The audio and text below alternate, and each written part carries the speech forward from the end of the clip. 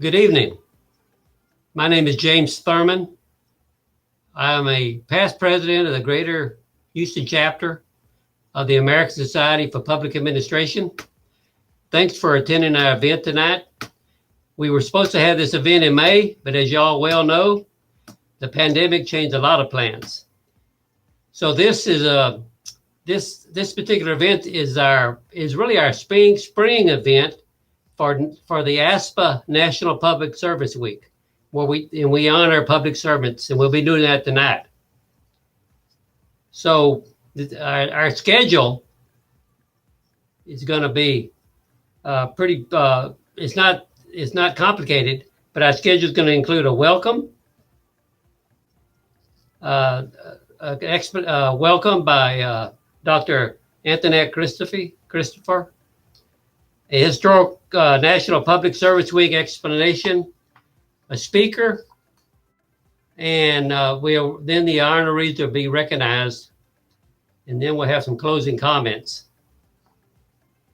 But first, I'd like to introduce our president of the Greater Houston Chapter, ASPA, and that's Antoinette Christopher, no R on the end. She's an interim director of the MPA program. She's also a professor in the Executive Master's of Public Administration program at Texas Southern University in the Barbara Jordan Mickey Leland School of Public Affairs. She also has a National Science Foundation Integrative Graduate Education and Research Traineeship Fellow, and she's an alumni of the NSF. Prior to coming to TSU, she was an assistant supervisor at Louisiana State University Public Policy Research Lab and an environmental scientist for the Louisiana Department of Environmental Quality Laboratory Sciences Division. So she comes from both the academic world and the practitioner world. Her research interests are disaster management and organizational performance and environmental science, and the disproportionate placement of landfill and chemical plants in minority communities. She's presented at several conferences, and she's very accomplished in the academic world. So I welcome and offer Dr. Antoinette Christopher to give the welcome. Thank you. Thank you, James.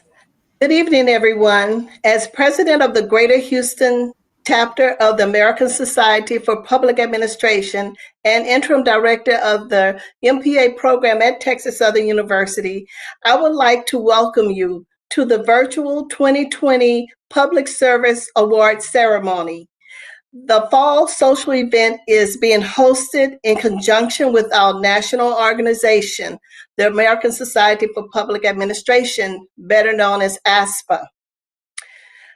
Our public servants assist the government daily, developing, advising, implementing programs. These bureaucrats make important decisions and deliver critical services to citizens. These amenities improve the quality of our lives and many times are life-saving. Some public servants are often thought of as police officers, judges, firefighters. Today, we honor servants that are equally devoted to serving the public, however, many times are not acknowledged. Today, we honor Butch Davis, Ebony Fowler, Jason Magnum, Eric Darden, and Aisha Nian for their unwavering service. So join us in celebrating their awesome dedication and numerous accomplishments. Thank you and enjoy the evening. Thank you for that welcome. And next we have our speaker. And what we do in the chapter, the Greater Houston chapter of ASPA, we have a speakers program. And so today we're privileged to have Kenneth Devon Eakins. He's with the U.S. Salvation Army. And I have a brief bio here to give you a little bit of his background. He was born in Houston, Texas, and raised on the East Coast. He's been privileged to travel across the globe as an international missionary for many years. He is one that is passionate, proactive, progressive, and goal-oriented individual equipped with a diverse educational knowledge and experience in leadership development, education, and a diverse educational knowledge and experience in leadership development in mental health to equip and empower staff and clients. He's been called, they say he's armed with a relational heart, thriving at connecting and building relationships that encompass a capacity for accountability and ownership. I might say that he's with the Salvation Army now, and prior to that, he's with the Star of Hope. So he's oriented towards serving the community. He received his undergraduate studies at the University of California at Berkeley and a master's in global leadership and intercultural studies from the Fuller Theological Seminary in Pasadena, California. He currently serves as the Director of Navigation Services, the Greater Houston Area Salvation Army Area Command, where he provides intensive case management and housing navigation for the unsheltered homeless population in the Greater Houston area. His desire is to lead clients to a place of stability and wholeness through quality care and a deep measure of love, compassion, and support.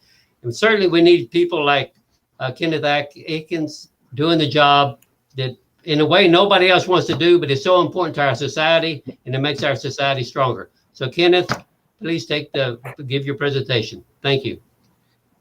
Thank you. Thank you, also, Dr. James. It's an honor to be here and an honor to be with you all.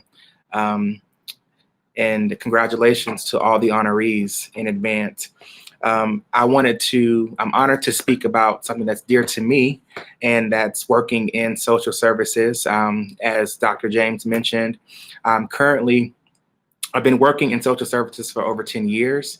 Grew up in Houston, but was raised both in California and New York City. And I am currently in the position of Director of Navigation Services, which oversees programs for the Greater Houston Command of the Salvation Army, Houston area. But I also worked previously for Star of Hope Mission as the Director of Outreach and Engagement. In light of this 2020 pandemic, we've experienced a year. Many of us may not know the effects of how COVID and this pandemic has played within the marginalized and homeless community.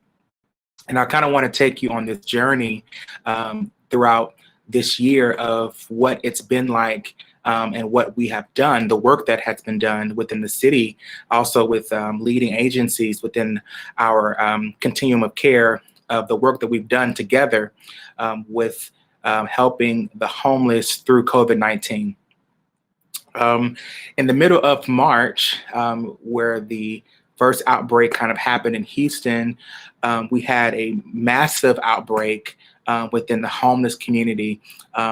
In March, we partnered with the City of Houston and Harris Health and the hospital district to really form immediate work groups, outreach work groups, to come together to begin to kind of brainstorm and implement how we would serve the marginalized community in the midst of this pandemic. Right in the middle of March, most of the services were closed down, and the homeless community were not able to access basic needs such as showers, hot meals, things that really is an answered prayer for most of them on a day-to-day basis. And so we really had to come together as a city, as a community, as leading agencies to begin to implement rapidly resources for those who really relied on it. And a lot of, the community at large may not understand what that really, what all of that really took, and how we really had to come together to make this happen.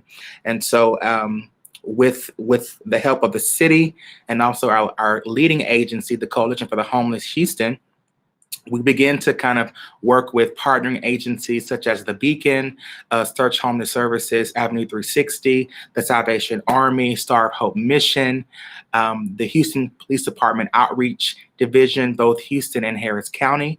We all came together as an integrated system and agencies to begin to lay out plans to provide basic needs, everything such as hygiene kits to sack lunches, giving out over 150 sack lunches a day. Also PPE,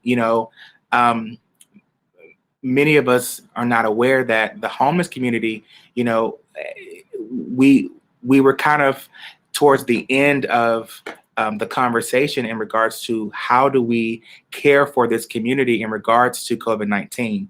And so we wanted to identify how do we implement the basic needs. And so we had canteens go out. We had support groups that actually helped develop and implement hand washing stations throughout the city. The city of Houston also provided hand washing stations, PPE, mask, everything from food trucks to organization that also assisted in hygiene kits. And so that was our first initiative, was to begin to provide for the basic needs. And then we really wanted to move into working with state and local officials in regards to COVID-19 testing for the homeless. And so we worked with the city to launch our very first COVID-19 testing center in the middle of April, where we work with Harris Health System. We work with the Department of Transportation. We also worked with the City of Houston and also our leading agency, the Coalition, and we developed a testing site for the homeless where we had hotel beds paid by the city and also private funds to quarantine our homeless community that experienced COVID-19. We work with the city to provide transportation. All of these things really had to be implemented and developed from the bottom up.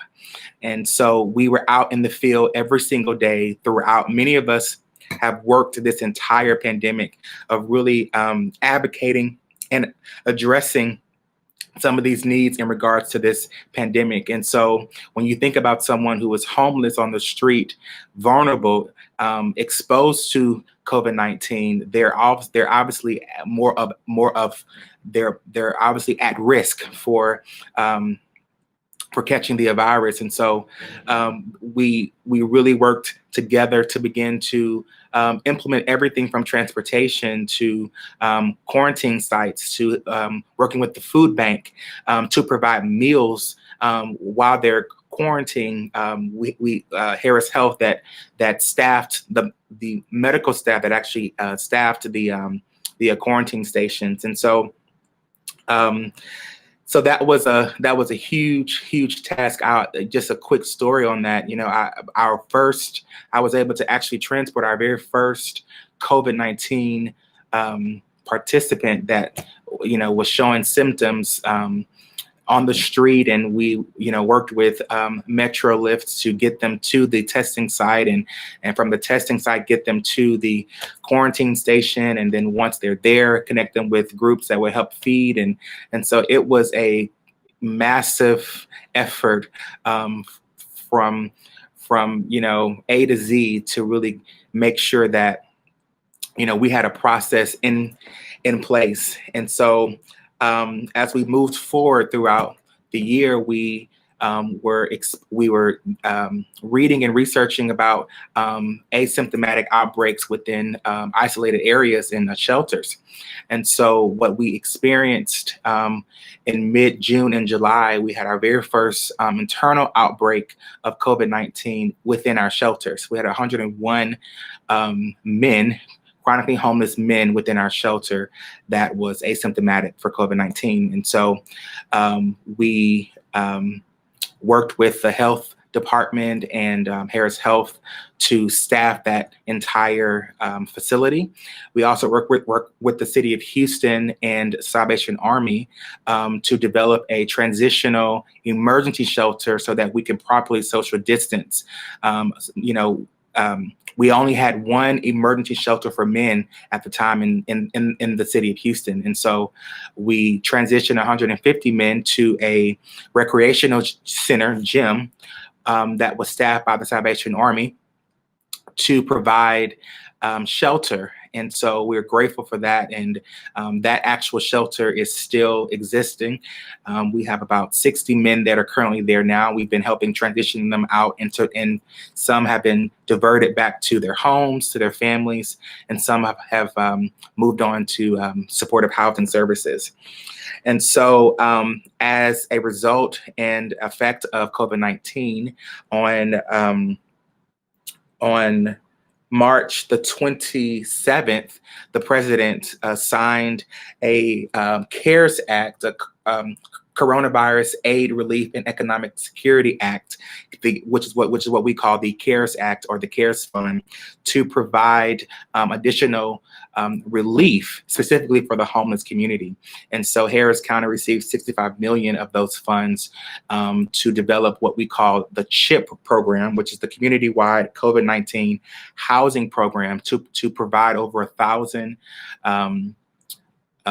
persons experiencing homelessness with case management, housing navigation, and permanent supportive housing. And so that leads me to my current position at the Salvation Army, where we were awarded $9.7 million in grant funds to house 300 homeless individuals into permanent supportive housing, and also to pilot our very first diversion program within the city of Houston, which is basically a program that would provide rental assistance, utility assistance to individuals who are in need as an effect of COVID-19. And so we believe within the city of Houston and within our continuum of care that we will be leading into ending chronic homelessness within the city of Houston and providing opportunities for those experiencing homelessness to be housed and also have case management while they're housed. And so it's a great, even in the midst of a pandemic, a current pandemic, we're excited for what the future holds for the homeless community. And, a part of, my heart even today is to allow our community to know what's available, what's happened, and how, many have asked, how can they be of a support? And a lot of that is about community engagement, is, allowing our community to know that there are resources available, not just for those who are experiencing homelessness, but for those who are at risk. There is so much available for those who are experiencing rental assistance needs, utility assistance needs. And so we're really excited about this particular program. And we've learned a lot through this journey. We have worked very hard. And I want to say that this has been a collaborative effort. It has been an integrated system working together, communicating together for those who are in need. And so I'm really proud of really proud to be a part of the work. I'm really proud of how the city came together to really implement, develop, and rapidly put things into place that was needed, and so that the homeless community, the marginalized community, would not be forgotten. So I look forward to what lies ahead, and I look forward to continuing to update those in regards to this effort. thank you all so much. And again, it's an honor to be here and an honor to share with you all as well. Kenneth, thank you very much. I want you to know I didn't realize that about the HPD outreach unit, but my son-in-law does a lot of work with the outreach unit. And it's amazing what's being done to try to address a major social problem in the Houston area. And you got more, just like you said, it's a collaborative effort because one unit, the city can't solve it, Salvation Army can't solve it, but a collaborative effort among many people can. So thank you very good for the comments, and thank you for your work. We really appreciate it. There's a quote that says, "In unity, there is strength." And that has been proven within 2020, within the city of Houston, is that as we come together, we have found greater strength to problem solving and also caring for those in need. So we're looking forward to continuing this effort. Well, I wish you the best of luck, and we appreciate your efforts, and thank you very much. Thank you so much. Now we will begin our recognition of our awardees, our honorees for 2020 for National Public Service Week honors. So I'll begin with Butch Davis, who is a Leadership Award honoree. Let me read you a little bit of his background. By the way, I didn't realize this. I got the information that I think he and I came from the same part of Texas, South Texas, because I know where Taft is. I played football there, ran track there. But I know that's where he started out in police work, was in Taft, Texas. Then he was in Portland, Texas, and then San Patricio County. And after so many years of doing that, he became a special Texas Ranger for the Texas and Southwestern Cattle Raisers Association. So that's a career in itself. And then in 2004, he retired, and he hasn't stopped since. So since he retired, he's in his second career almost. That's as the Emergency Management Coordinator for Walker County, Texas. And when you see this, when I review this list of what he's done, you're going to say he could have retired in 2004, but look how much more he's done. So very interesting person. So he's responsible for developing Walker County's emergency management program. With that includes the emergency response plans, establishing an emergency management office, including the EOC, Emergency Operations Center for Walker County, and the cities of Riverside and New Waverly. He's also secured funding to support the establishment of a mobile Emergency Operations Center, EOC, the construction of a warehouse for the storage of emergency resources, the acquisition of transportation, computers, radio communications for Walker County emergency management employees and volunteers. And so one of his biggest initiatives is the establishment of the Walker County Emergency Response Team Organization, which has trained several hundred citizens to support emergency management operations in Walker County. And the reason that is a big initiative, and it's very important, because again, you have volunteers helping government and the private sector, everybody else do the work in an emergency. It's so important. And he has developed close relationships with the federal, state, county, and local officials. So you have to do all that to have a good emergency response. A few other items. One of the we always ask about in the application process of when people nominate, they mention ethics quite often.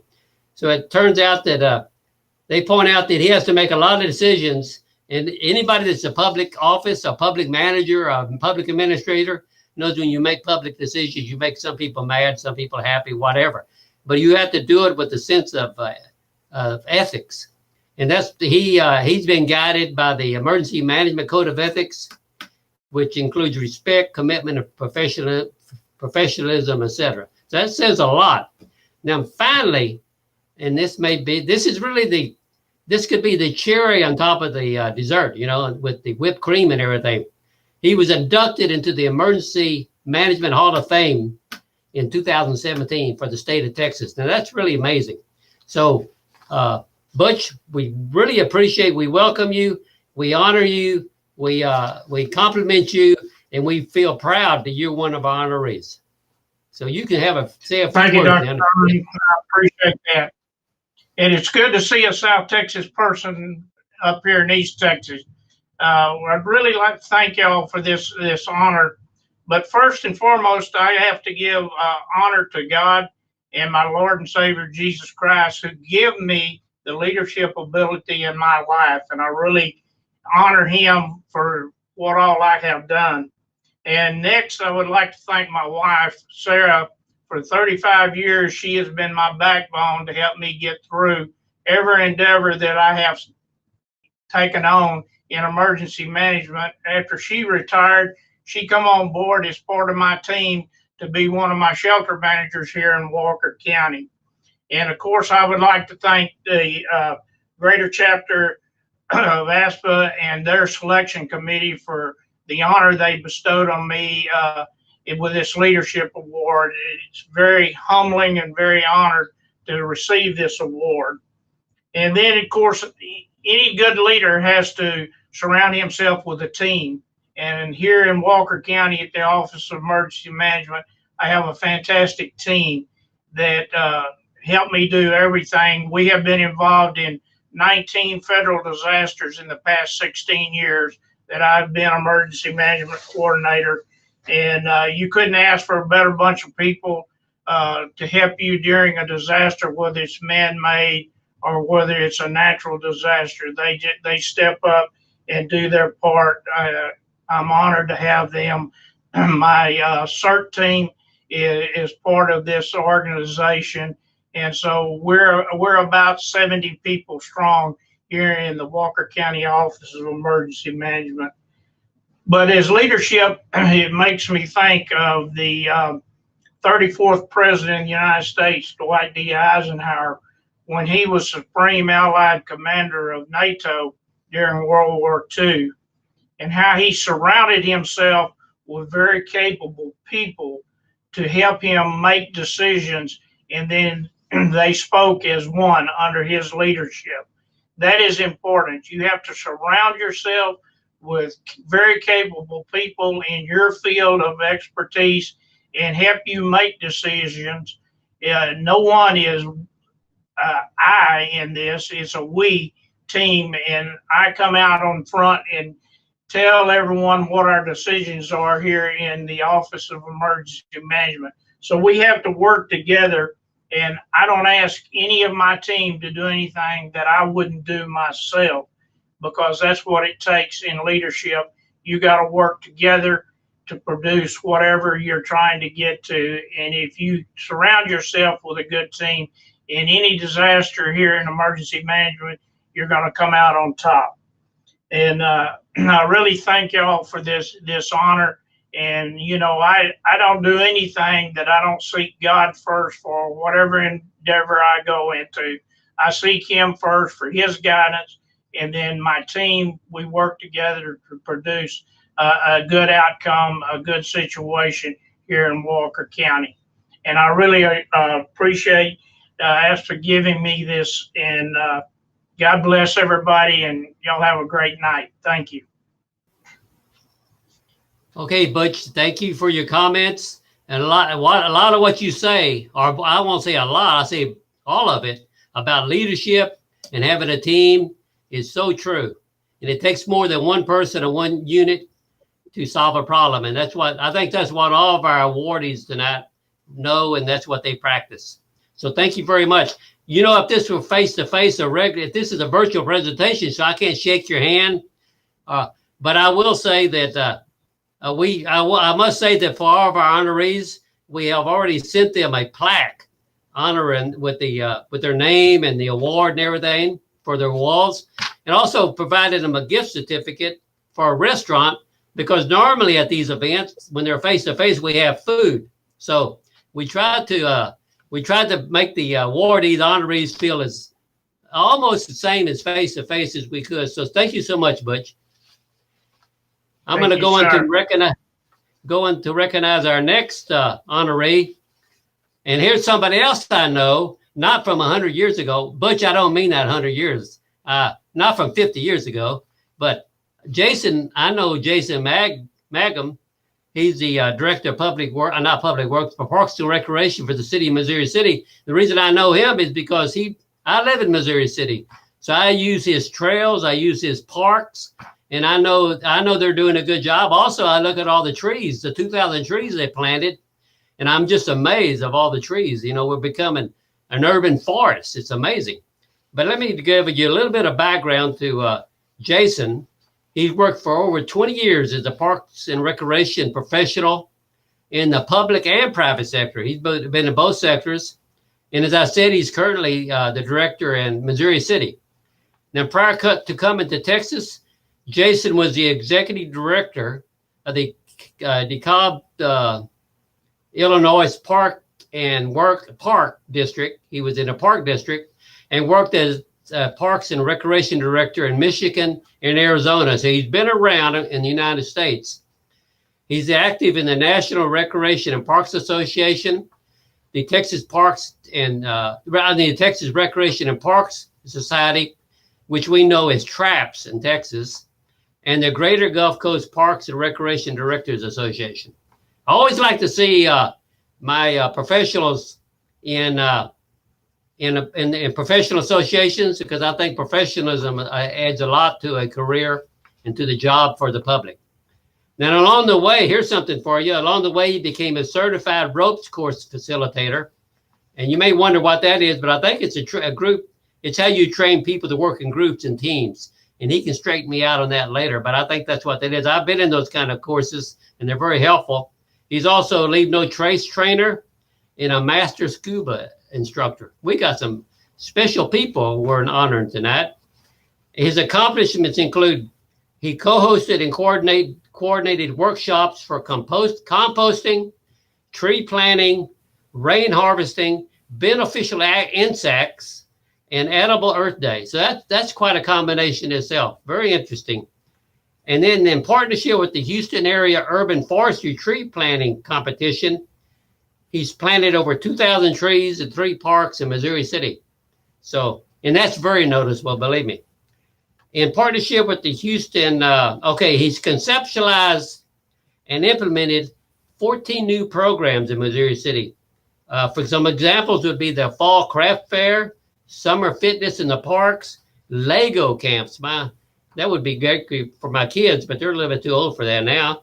The science camps, line dancing for adults, interesting, and a Texas tailgate concert night in the parks. Very, very good. Finally, he earned a bachelor's degree in communication and a master's degree in recreation from Arizona State University. And I would say this, I like this last sentence for sure. As a father of 5, his hobbies consist of watching his kids do things. That's so true. When you're a father or a parent, you got to watch your kids. So, Jason, glad to have you, and we're honored that you're here tonight. Thank you, James. I appreciate the introduction, and as you started listing all of those new initiatives that we've done, I got a little bit sad because this pandemic has really put a hit on the ability for our residents and the people in Missouri City to gather together and to partake of these recreation programs, these events, and these things that build community.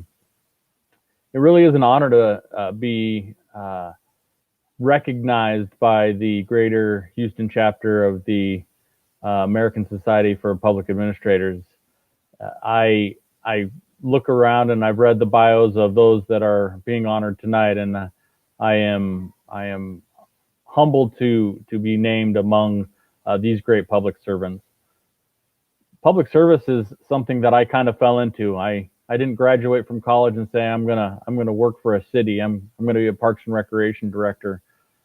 I actually didn't know what I wanted to do even after I graduated from college, but it is something that as soon as I found working in the sector of Parks and Recreation and working in cities, I immediately felt at home. I felt it was important to work in an industry that provided quality of life for our residents.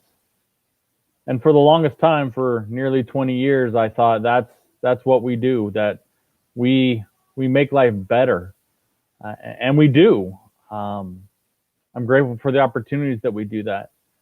But this year has put a little bit of a new light on the importance of parks, especially. We know that parks and communities and having access to open spaces is healthy. But the research comes out, it seems almost weekly, where we are seeing more and more research how kids who have free unstructured play in the outdoors get better test scores, are more well-rounded, have better social skills. And the benefits for adults are equally as great, that those that spend time in green spaces, those that spend time in parks, have reduced levels of stress, depression, and anxiety. And as we have gone through maybe one of the most stressful and anxiety-inducing time periods, at least in my lifetime, that I can remember, I am so grateful for the opportunity that I have to provide spaces for people. As the governor and our local officials were saying, work from home, stay at home. It almost seemed in the very next breath they were saying, but go outside, partake of fresh air, be on trails, because the benefit from being outside and the benefit from being in our parks, the benefit from being in our trails, is far outweighs any downside.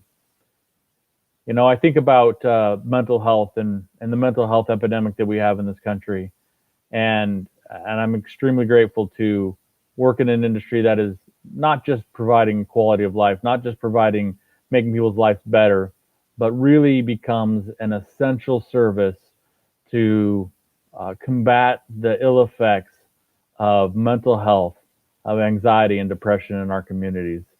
I argue that Parks and Recreation is much more than fun and games. It's much more than open spaces, that we are an essential service.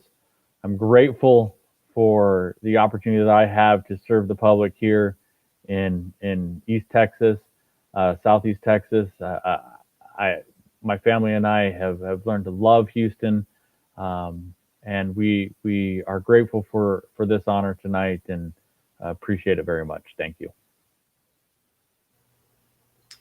Okay, if we had as I said a while ago, we had face-to-face, we would be applauding now and everything. But we really want to thank you and congratulate you and pretend I'm shaking your hand. But thank you for what you do. By the way, with the one, I guess if anything positive is coming out of the pandemic, maybe like Kenneth said, our speaker said, is bringing people together where they can solve problems, but also it's getting people outside, and you see more people walking, cycling, and doing things now than I've ever seen. I've been doing it for 50 years, and I never used to see people at 5 o'clock in the morning or 6 o'clock in the morning, but now you see people everywhere. So in a way, it's going to be a plus for your profession. Okay, I will proceed now with our next honoree, and this is also for the Leadership Award, and this should be Aisha Niang, and she serves as the Assistant Director for Wastewater Operations in Houston, Texas. And in this capacity, she manages the day-to-day operations of the City of Houston's 39 water resource recovery facilities and 383 lift stations that collect and treat wastewater for 2.2 million people, our customers. Now, let me just add a little note here, a personal note. In my first city I managed, it was a small city, and I was over wastewater plant operations. And I tell you, I only had 14 lift stations, and they were the biggest headaches in the world because people take all this for granted. People take lift stations and treatment plants for granted, but they are 24/7 operations. And if they ever break down or something don't go right, the citizens will let you know real fast. So I cannot imagine, Aisha, having 383 lift stations. That's a heck of a job. Or having 2.2 million customers. That's another part of it. So that's a heck of a job. So you also have a staff that helps you, 420 team members. You also you manage plant optimization, maintenance, electrical, odor control, biosolids, residuals and handling, and service contracts. That's a lot of work there. And what gets me about most of these kind of operations, nobody really knows it happens until it doesn't work. So, under her direction, the Houston Water was recognized by the Water Environment Federation as a water resource utility of the future today because of its beneficial biosolids reuse program. She started her career in the water industry as a process engineer for the DC Water in the District of Columbia. And then she became an operations consultant in New York City for a $4 billion expansion project. That's an amazing task or job. She obtained her Bachelor of Science degree in Civil Engineering from Howard University and a Master of Science degree in Civil Engineering from Catholic University. I just say one thing. It's a challenge to be an engineer and get an education, but when you go to the master's level, that's something else. So you have to be special. My daughter's an engineer, and she decided not to go the master's route, but I compliment you. You're also a professional engineer in the state of Texas, and you hold dual licenses as a water and wastewater operator. Yeah, those dual licenses, that's special. If you got a dual license in water and wastewater, you're acknowledged in the utilities industry as being at the top. So that's amazing. In her spare time, she's an avid traveler and photographer. She has traveled to over 26 countries and has volunteered her time on service projects in Mexico, Puerto Rico, the Bahamas, and Peru. But that's amazing. So we appreciate you. So we'd like you to say a few words and let us know something. Thank you. Thank you very much for that introduction. I'm overwhelmed with gratitude to have been selected to receive this GHCASPA Leadership Award, and I'm humbled to be in the company of such phenomenal public servants that are being recognized this evening. I would like to thank the Greater Houston chapter of GHCASPA and the Award Selection Committee. Working in the wastewater industry requires you to be a leader in environmental protection, as well as being a steward to the people that work day in and day out, 24/7 to provide services to the citizens of Houston and to the world. They usually go sight unseen and have performed as first responders and are rarely recognized for their tireless efforts towards protecting public health. I believe we have a unique responsibility to be an advocate for our team members in ways that they've never experienced. If it was not for them, we would not be able to succeed in our roles. So it's only right that we lead by example with grace, understanding, and acknowledgement of their efforts and contributions. I accept this award on behalf of them, our team members, not just in Houston Water, but in Houston Public Works. Once again, thank you. I'm truly humbled by this recognition, and have a great evening. Very good. And again, we applaud you. I pretend to shake your hand, but and thank you so much for your comments. And it makes me feel good to have somebody like you in charge of water utilities for the city of Houston. Very good. So let me introduce our next honoree. He also works for the city of Houston. It's Eric Dargan. This is the Public Service Interface Award, which is for you communicating with the public, communicating with the outside, a lot of people, to get the message across about public service or what's being done to improve the delivery of public goods, public services. And it's usually the public interface people, or when you get the award, they can have the most difficult jobs, because that's the face of government to most people, the people they deal with and see. So Eric is a chief operating officer for the city of Houston Public Works. He leads the capital projects, transportation, drainage, and Houston Water operational service lines for Public Works. And what he does as chief operating officer, he encourages operations to seek breakthrough solutions for municipal services and serve as catalysts in transforming how public works delivers results. With this team of professionals, Eric promotes continuous development of the organization and works to create a culture that supports and encourages innovation. Let me just say what government does, and like what public works does, and what utilities or police, or all these kind of public services sometimes go kind of unseen sometimes. They're just not appreciated like they should be. So it really, people don't realize how much innovation cities are involved in to improve the delivery of services. It's amazing. He is driven by a passion for fairness and to ensure that all employees and those seeking employment with the city of Houston receive the tools required to succeed. And this, I mean, it's easy to say what I just said, but to do it, that's why Eric is getting honored today. And he believes that if you're a manager or you're over a public organization or any kind of organization, you need to understand your best long-term success is your human capital. If you don't have human capital, you can't get the job done. It's not about the leader, the manager, the public administrator. It's about the human capital you develop. Now, the good thing about Eric, he talks this, but he talks it and he walks it. So he's demonstrated through what he's done with the city of Houston that he's interested in developing employees. So he's developed the Leadership Institution Program, the Employee Engagement Team, the Ministers Council Support Network, the Field Development, the Field Employee Development, which started out just within his department. Now it's citywide in the entire city organization. So the other departments saw that was something that should be copied, and they copied it. He's also an adjunct professor at the city of Houston's corporate university, which is at the Learning and Development Center. That particular operation by the city of Houston is recognized around the country. It's very impressive, very good. He's also written a book. Now, this is really good. So he's written a book, Leading Without Dollars, with Principles that are Useful for a Lifetime. So that's a book I think would be worth it, because you have no money, you have no dollars, but you're a good leader. That takes something.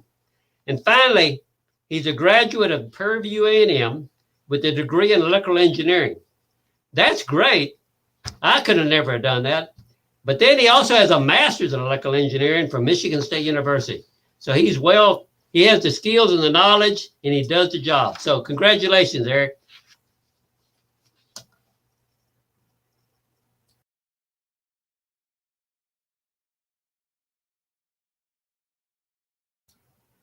You're muted, I think. Eric, you're muted. Okay, I'm there now. Thank you. I appreciate that. Thank you, Dr. Thurman. I appreciate the introduction. Thank you for this award, and I thank you to be honored. I'm thankful to be honored among this great list of honorees that you all are awarding this presentation to tonight. Let me say that when I received this award, I was truly touched. When you work in the government sector, specifically public works, I consider us the silent heroes. Silent because as long as things are working, no one knows you exist. But the minute something breaks, then yes, everyone knows that you're there, that you're present, or your lack of presence is causing that issue.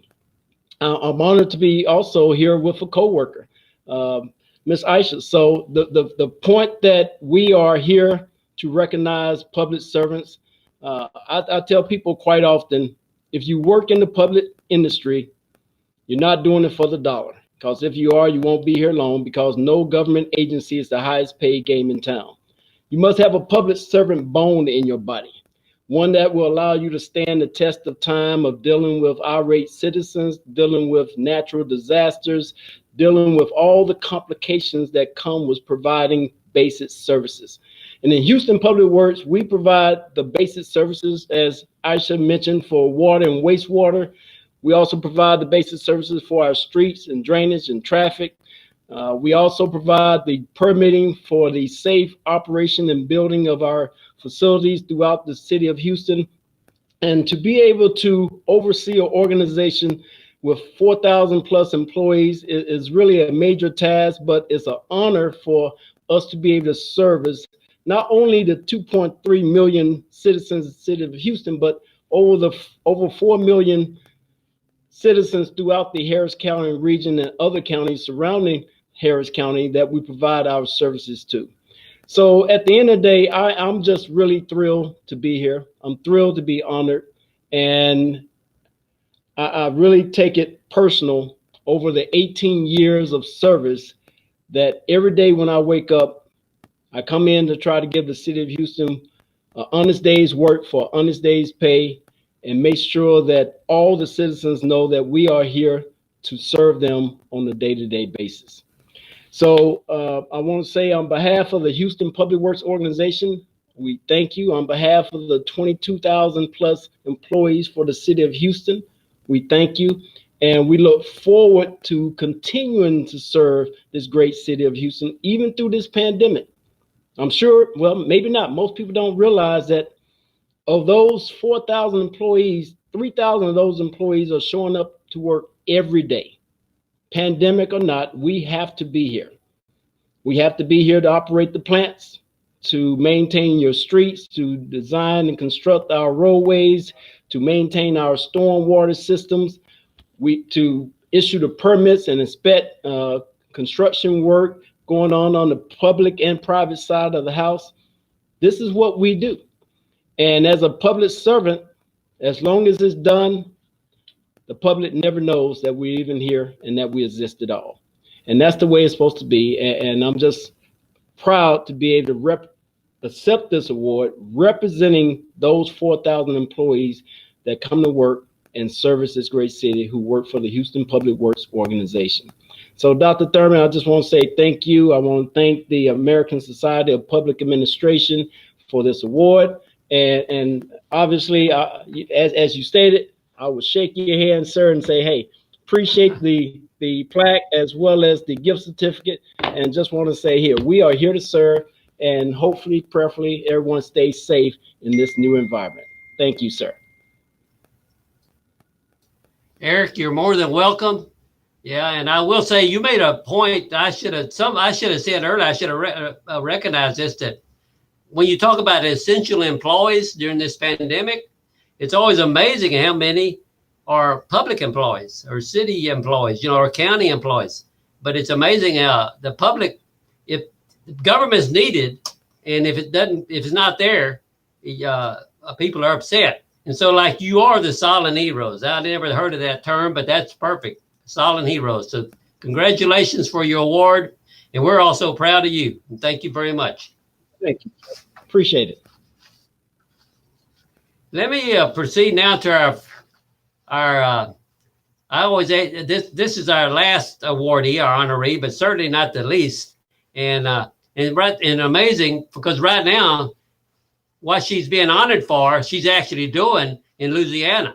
She's deployed in Louisiana due to because of the aftermath, the 3 or 4 hurricanes they've had this year. But this is Ebony Fowler, and this is a public service interface award. And she's worked at the American Red Cross here in Houston for the last 2.5 years. And when you know that she started in the midst of Hurricane Harvey, what a way to start a job, when there's 50 inches of rain falling.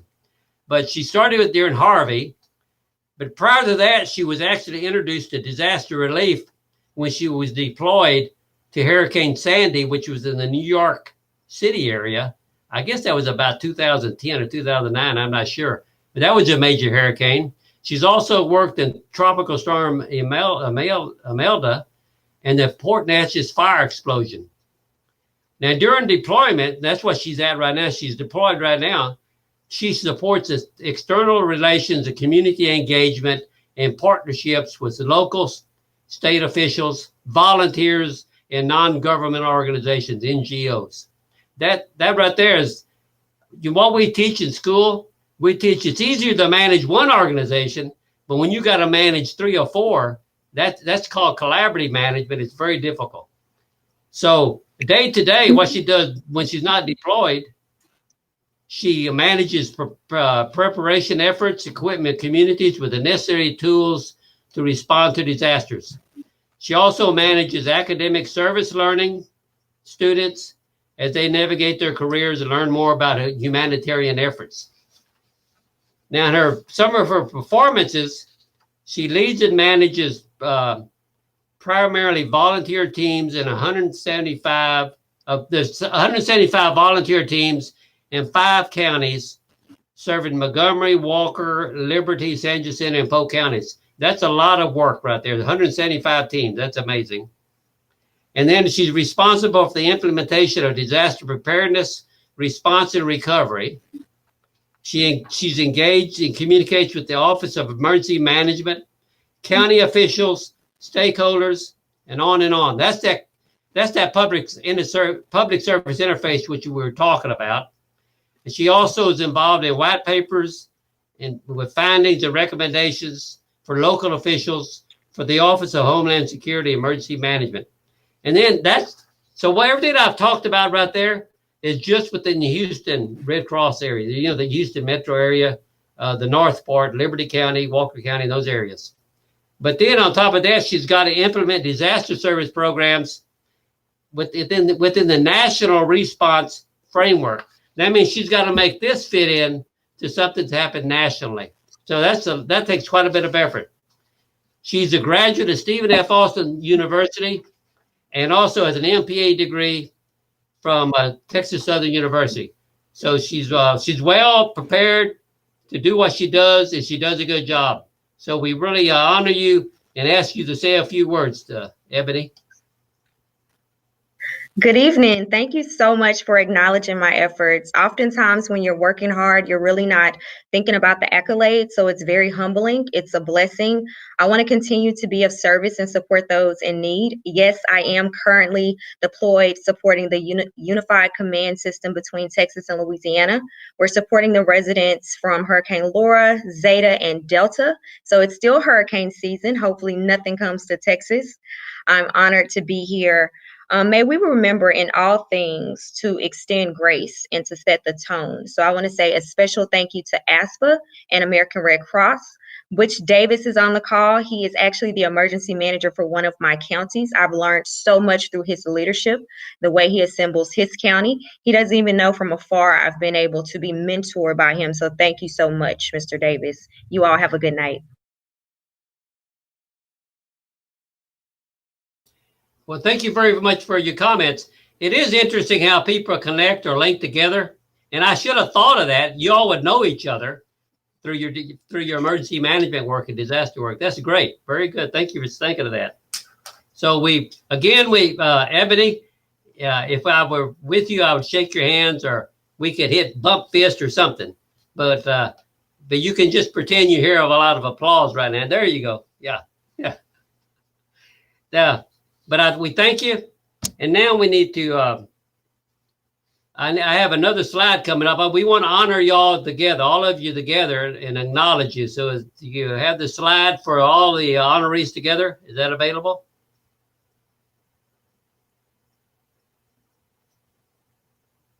Well, it's not.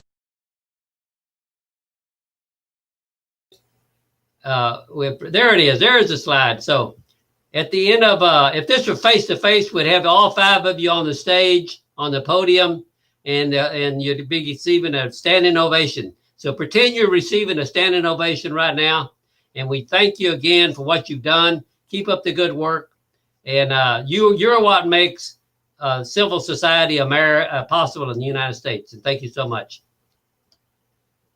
Okay, now I'd like to, I need to bring the president of our chapter back up, Dr. Christopher, and she will close out our meeting. But thank you so much. Thank you, James. As we come to an end of our wonderful evening, I would like to applaud our award recipients yet again. Each of our public servant awardees are amazing in what they do and who they are as individuals, and they are truly our silent heroes. In addition, I'd like to take this moment to recognize Dr. James Thurman, for putting together this outstanding virtual event to honor our public servants. James has put together and hosts the Public Servant Award Spring Social event since the inception of the Greater Houston chapter of ASPA, and has done an amazing job each time. So thank you, James, for all you do for our Houston chapter of ASPA. Also, I want to thank Todd and the Three Wire Creative organization for streaming the event effortlessly so that we are able to honor these wonderful public servants. Finally, I will like to acknowledge our awesome Greater Houston chapter of ASPA board members that work together as a team to make all things come together and work. With that said, I would like to take this moment to invite you to join ASPA, the American Society for Public Administration, and more specifically, the Greater Houston chapter of ASPA.